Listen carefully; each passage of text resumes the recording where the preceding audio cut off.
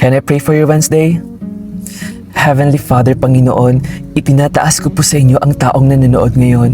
Dalangin ko na pagpalain niyo siya ngayong Wednesday sa bawat gagawin niya, sa bawat salitang sasabihin niya, sa bawat desisyon na gagawin niya. Samahan mo siya. Lord, be with them through the ups and downs of this day. Balutin mo sila ng iyong walang hanggang pag-ibig.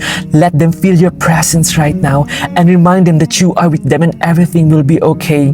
Panginoon, alisin mo ang anumang bigat na dinadala nila, ang guilt, ang shame, at ang mga insecurity sa puso nila.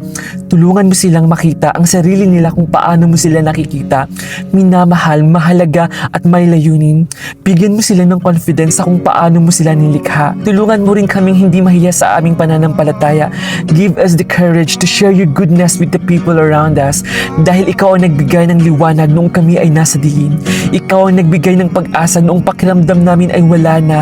Panginoon, tulungan mo kaming maging liwanag at pag-asa sa iba. At ipaalala mo sa amin na kahit makuha namin ang lahat sa mundong ito, kung wala ka, wala rin kaming tunay na buhay. Kaya ngayon, nagtitiwala kami sa iyo.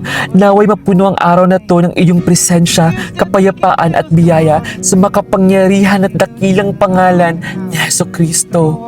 Amen. God bless you at i-share mo to sa taong nangangailangan ng bagong simula ngayong araw.